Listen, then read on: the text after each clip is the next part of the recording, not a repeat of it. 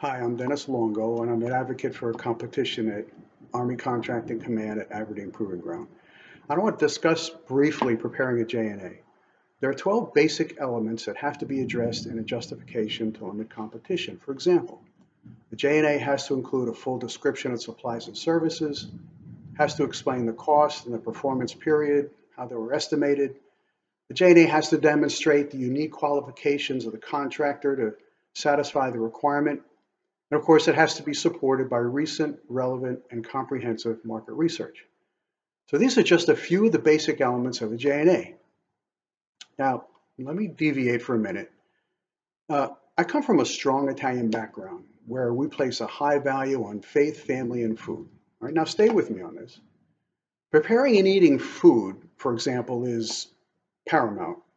There are standards. For example, pizza has basic elements. Bread dough flattened into shape, toppings like tomato sauce and cheese, maybe artichoke and mushrooms and olives. Anyway, you bake it, you slice it, and you eat it. And those are the basic elements for a pizza. Now, some restaurants insist on putting toppings on pizza like chicken and pineapple and barbecue sauce, and they still call it a pizza. This is not a pizza. You still with me? You may argue that pizza topped with chicken, pineapple, and barbecue sauce is still a pizza. And you explain your rationale. It's still a pizza because it has the basic elements. Bread dough, flattened into shape, toppings. You bake it, you slice it, and you eat it. And you conclude that even though it doesn't have the traditional toppings, it's still a pizza. On that, I'll disagree. However, my point in all of this is that writing a J&A to limit competition is like making a pizza. The J&A, like a pizza, has basic ingredients that we already mentioned, but you need to explain the chicken and the pineapple and the barbecue sauce. For example, what methods will the government use to increase competition where we own the rights to technical data? How does an incumbent on a follow-on contract have a competitive advantage over another contractor? Or when citing national security exception, what security requirements are going to be violated if we disclose the agency's needs? Urgency. What is the urgency? Why is it unusual? And why does the urgency compel the government to take extraordinary action to limit competition based on time? Or how are we going to avoid a perpetual sole source relationship with this proposed contractor? So a J&A has to address basic elements in order to comply with the FAR.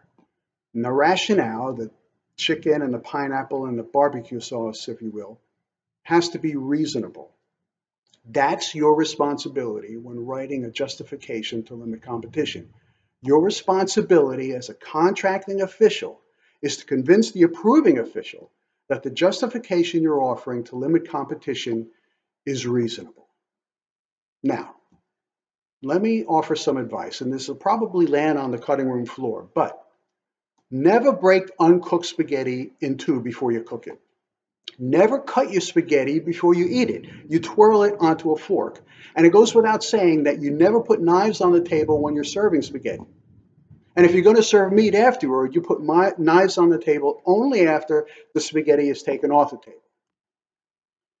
All right, now I feel better. I think I'll go make some linguine with clams. See you next time.